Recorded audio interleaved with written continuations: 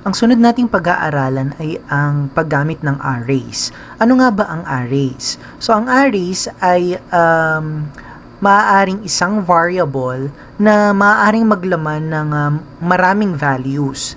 Katulad ng representation na meron ako dito sa aking diagram, maaaring meron tayong isang variable x, pero pwedeng maglaman ito ng multiple integers like 3, 6, 2, 9, and 20.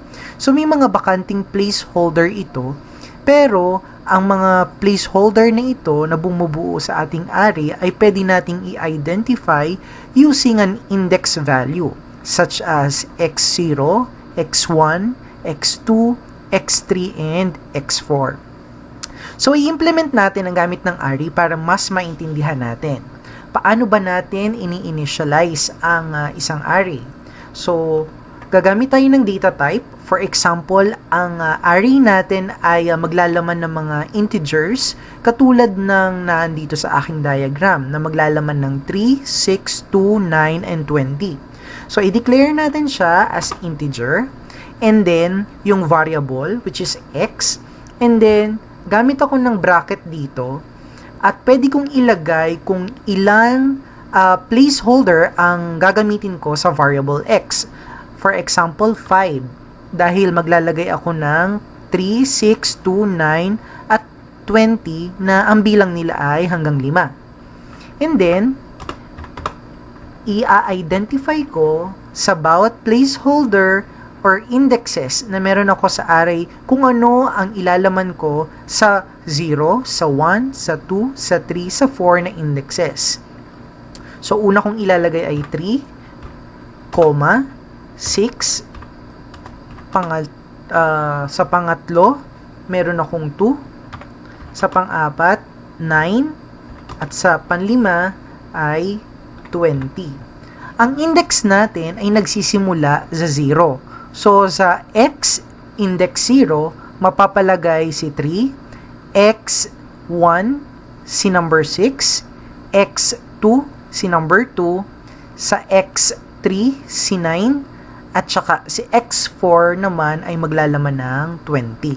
Okay? So, pwedeng i-declare natin sa ganitong paraan ang ating array, o kaya naman, kung hindi natin lalagyan ng value sa loob ng bracket natin ng ating variable x, i-assume ng compiler ng ating C++ program na kung ilan ang laman ng numbers mo sa loob ng iyong curly brace, ay yun ang value na ilalagay niya automatic sa ating braces ng ating variable array. So, try natin na i-display individually ang laman ng variable x natin sa bawat indexes na meron siya. So, pwede tayong gumamit ng cout. And then, display natin for example ang x index 2.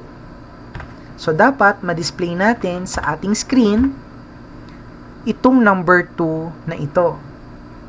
And then, gamit ako ng end line.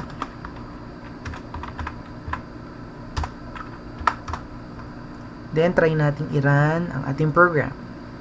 So, dapat ma-display natin sa ating screen ay yung number 2. So, nakuha niya yung number 2 na value sa index x or rather x index 2. So, kung iisa-isahin natin na i-display ang bawat laman ng ating array, so, i-identify lang natin kung ano yung variable at yung index na i-display natin. So, kung iisa-isahin natin ang lahat ng laman ng ating array sa bawat indexes, pwede natin siyang i-cout at i-determine kung ano yung index ng variable na gusto nating i-display. So, in this case, lahat ng laman ng ating value sa ating array, i-display natin. So, i-run natin ang ating program. So, na-display natin yung may mali tayong display kasi ang index ay nagsisimula sa 0. Okay? Okay, so 5 sila at ang index natin ay nagsimula sa 0. So ito ay 0, 1, 2, 3, and 4. Okay, sorry for that.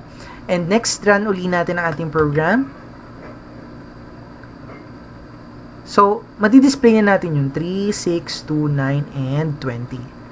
So, sa ngayon, maaaring kakaunti pa ang laman ng array natin. Pero syempre, in the future, or kung meron tayong gagawin na program na magkakaroon ng maraming laman ang ating array, it is better kung gagamit tayo ng looping statement na previously na pinag-aralan natin. So, kung gagawa tayo ng looping statement para i-display ang values ng ating array, so maaari tayong gumamit ng for loop statement. And then, ang first parameter natin is the initialization ng ating variable. Kasi, magluloop tayo from 0 hanggang 5 para ma-display natin ang 3, 6, 2, 9, and 20. And then, ang condition natin is if n is less than 5.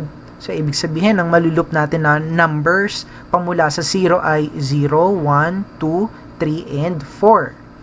And then, ano ang gagawin natin sa variable? Mag-i-increment tayo. So, n plus plus. And then, we have curly brace. And then, isi-out natin yung ating array na x.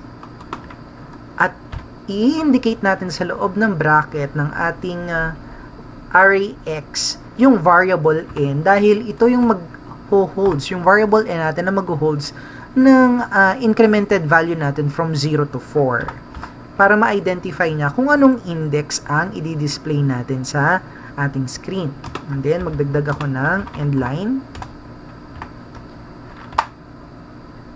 And then, try nating i-run ang ating program.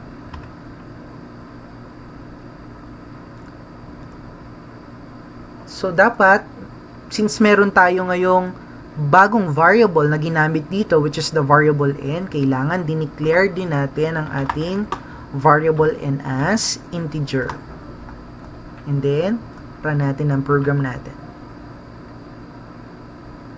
So, ngayon, na-display natin 3, 6, 2, 9, and 20 using looping statement or for loop statement. Instead of isa-isahin natin or isi-out natin individually yung bawat index, gumamit na lang tayo ng for loop statement. So, this is a simple use and representation of an array.